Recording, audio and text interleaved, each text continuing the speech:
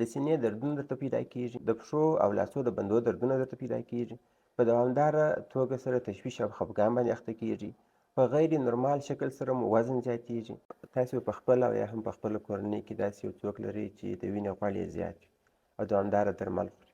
کولېسترول یا د وینې غوړ څه شی ده؟ له تعریف او پېژندنې څخه به یې شروع کړو. په داسې شکل سره به ووایو چې کولېسترول د وینې د غوړو څخه عبارت ده چې د اینې یا لیور په واسطه باندې تولیدېږي او د بدن د نورمالو وظایفو د پرمخ بیولو لپاره ضرور ده. مطلب کولېسترول باید زموږ په وجود کې تر څو زموږ وجود نورمال وظایف ترسره کړي. په وجود کې د کولېسترول اندازه باید څومره وي؟ د وینې غوړ یا کولېسترول باید د 200 ملي ګرام پر ډیسي لیټر څخه کښته اوسي تر څو ناروغۍ او بېنظمي رامنځته نه کړي. که چیرې د وینې غوړ یا کولېسترول د زیات وخت لپاره لوړ پاتې سي، کوم مشکلات رامنځته کولی شي؟ د وینې لوړ کولېسترول د وجود رګونه تنګوي. دا په دې معنا چې دغه د وینې غوړ د وینې د رګ په داخلي برخه کې ځای نیسي او د وینې د رګ مجرا یا لومین د تنګوالي سبب کېږي. نو که په دماغ کې د وینې رګونه تنګ کړي، دماغ ته په کافي اندازه سره وینه نه رسېږي او په دماغ کې درې عمده مشکلات رامنځته کولی شي. اول، د دماغ هغه ساحې ته چې په کافي اندازه سره وینه نه رسېږي د مړینې او مغزي سکتې سبب کېږي. دوهم، کله چې په دوامداره توګه سره دماغ رګ تنګېږي نو بالاخره د رګ د بندېدلو سبب کېږي. درېیم مشکل په دماغ کې دا رامنځته کوي کله چې دماغ ته په کافي اندازه سره وینه ونه رسېږي نو دماغ ته پوره انرژي او خوراکي مواد نه رسېږي چې په نتیجه کښې حافظه متاثره کېږي. که چیرې دغه لوړه اندازه کولېسترول په زړه کې یو رګ تنګ کړي نو د زړه عضلې ته په کافي اندازه سره وینه نه رسېږي. کله چې د زړه عضلې ته په کافي اندازه سره وینه ونه رسېږي نو دوه مشکلات رامنځته کولی شي. یو دا چې زړه ته په کافي اندازه سره انرژي د وینې د تګ د کمښت په خاطر سره نه رسېږي او د زړه فعالیت راکمېږي. او کله چې د زړه فعالیت راکم شو نو په نتیجه کښې وجود ته د زړه په واسطه باندې کافي اندازه سره وینه نه پمپ کېږي او پاتې سو. دوهم مشکل هغه دا چې کله چې د زړه عضلې ته په کافي اندازه سره وینه ونه رسېږي نو د زړه د مربوطه ساحې د مړینې او قلبي سکتې یعنې د زړه د حملې سبب کېږي. د وینې د غوړو لوړوالی په تریخ یا ګل بلیډر کې د ډبرو د جوړېدلو سبب کېږي. په لاسو او پښو کې د میږي غوندې احساس کول دي او داسې نور مشکلات رامنځته کولی شي.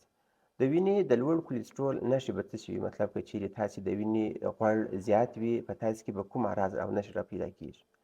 اول، د سینې دردونه درته پیدا کېږي، د پښو او لاسو د بندو دردونه درته پیدا کېږي، په دوامداره توګه سره تشویش او خفګان باندې اخته کېږي، په غیر نورمال شکل سره مو وزن زیاتېږي، کحالي درته پیدا کېږي، په لاس او پښو کې د میږي غوندې احساس کول دي چې دغه ټول اعراض په تاسې کې د وینې د غوړو د زیاتوالي په خاطر را پیدا کېږي. د لوړ کولېسترول اسباب به څه شي وي؟ یعنې دا چې ولې د وینې غوړ تر نورمالې اندازې زیاتېږي. اول، دوامداره تشویش کول دي، د وینې د غیر نورمال یا مضره غوړو کچه زیاتوي. دوهم، ځینې درمل په دوامداره شکل سره استفاده کولی چې دا هم د وینې د غوړ زیاتوالي سبب کېږي. دریم، غذایي رژیم هم کولی شي چې د وینې غوړ زیات کړي. هغه غذایي مواد چې په لوړ اندازه سره کولېسترول لري لکه هګۍ، پښتورګي، سمندري مواد یا سمندري غذایي مواد، لبنیات، حیواني غوړي لکه کوچي او وازګې او سپینې غوښې. څلورم، فزیکي کار او تمرین کموالی یا نه کول دي. ځای پر ځای ناسته د کولېسترول خصوصا د مضره کولېسترول یا LDL د لوړېدو سبب کېږي او تر نورمال اندازې د وزن زیاتوالی هم د وینې د غوړو د زیاتوالي سبب کېږي او د مخدره موادو خصوصا د سګریټو زیات استعمال د بدو کولېسترول یا LDL د زیاتوالي سبب کېږي.